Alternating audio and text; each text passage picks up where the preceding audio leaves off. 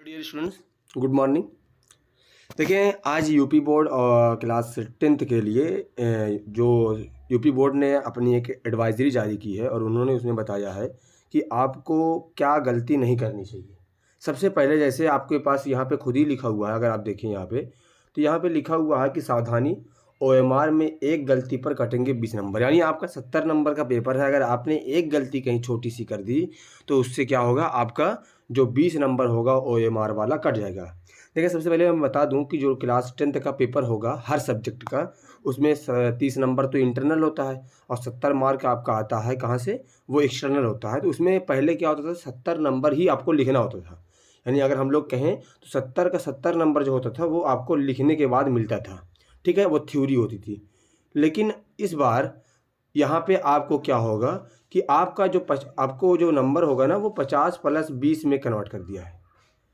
आपका 20 number objective होगा यानी ओएमआर पे होगा और आपका 50 नंबर जो होगा वो रिटन होगा, ठीक है। तो इस तरीके से इस बार पेपर आएगा। देखें, अगर आपने ओएमआर पे एक भी छोटी सी गलती कर दी तो आपका वो 20 नंबर नहीं मिलेगा, क्योंकि वो इस बार कंप्यूटर से होगा। किससे होगा? वो आपको कंप्यूटर की स्कैनिंग से करेंगे। चलें, इसको हम लोग देखें क्या क्या इसके अंदर लिखा हुआ है, उसको समझने की कोशिश करें। देखिए, सबसे पहले ऊपर लिखा हुआ है हमारे पास कि यूपी बोर्ड ने हाई स्कूल के छात्र छात्राओं के लिए जारी की एडवाइजरी। कैसी एडवाइजरी है?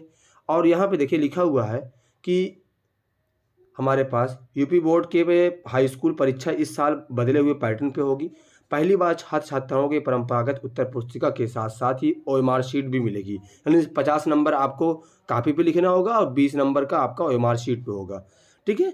जिसमें 50 नंबर को उत्तर वर्णात्मक मतलब कि आपको रिटर्न लिखना होगा और 20 नंबर आपको ऑब्जेक्टिव लिखना होगा, जिसके जवाब में ओएमआर पर देना होगा। यानी कि जो ऑब्जेक्टिव होगा वो उसको आपको ओएमआर में फिल करना होगा।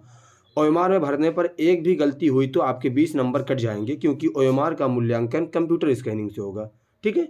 अब देखिए, यहाँ पे लिखा हुआ है कि जो 10वीं के छात्र छात्राओं की सहूलत को ध्यान में रखते हुए यूपी बोर्ड के सचिव ने वेबसाइट पर ओएमआर शीट का नमूना जारी किया है। अभी हम लोग वो भी देखेंगे कि कैसे हम लोग को वो जो ओएमआर शीट होती है वो कैसे दिखेगी, आपकी जो बोर्ड में होगी उसको कैसे फिल करना, मैं उसको आपको सब दिखाऊंगा। एक प्रैक्टिकल करके दिखाऊंगा, भर के दिखाऊंगा, एक जो अभी यूपी बोर्ड ने अभी ऑफिशियल अपने वेबसाइट पे अपलोड की है उसको भी दिखाऊंगा।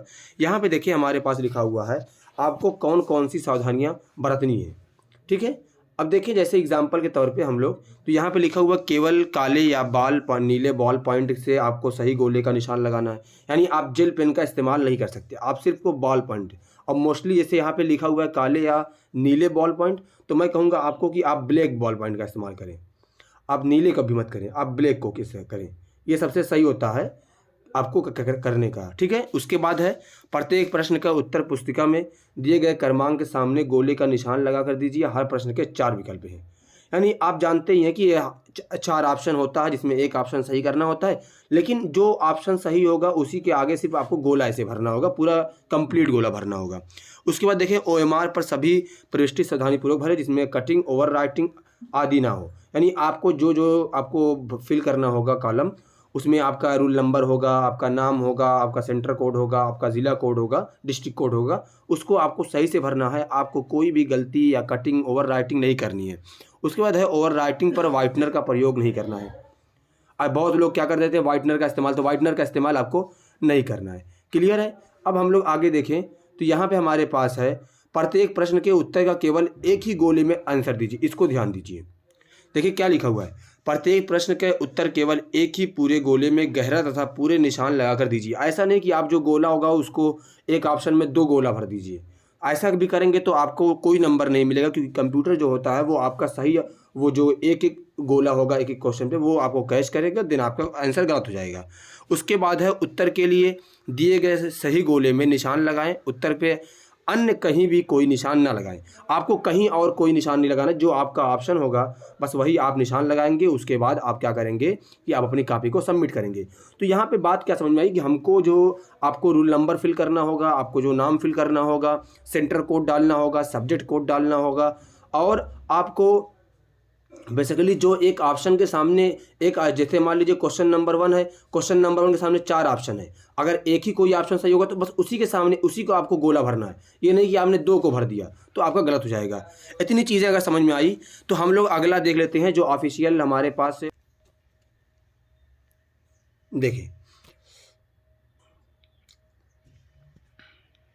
क्या लिखा हुआ है कि वर्ष 2023 में हाई स्कूल की बोर्ड की परीक्षाएं हमारे 20 अंकों की जो OMR शीट पे होगी, वो OMR शीट हम लोग को बेसिकली उस पर होगी। OMR शीट किस तरीके की दिखेगी, उसको किस तरीके से सॉल्व करना है, क्या क्या उसके पीछे एडवाइजरी है, उसको हम लोग पढ़ते हैं। देखिए इसमें हमारे पास सबसे पहले जो आपको OMR शीट दिखेगी वो कुछ इस तरीके से दिखेगी। पहले एक बार पूरा देख लीजिए आप लोग, देखें कुछ इस तरीके से दिखेगी, ये OMR शीट आपकी होगी, ठीक है। अब देखें OMR शीट में किस तरीके से फिल करना है उसके पीछे पूरा फिल करके दिया हुआ है। जैसे एग्जांपल के तौर पे देखें, हमारे पास पहला लिखा होता है ज़िला कोड, डिस्ट्रिक्ट कोड।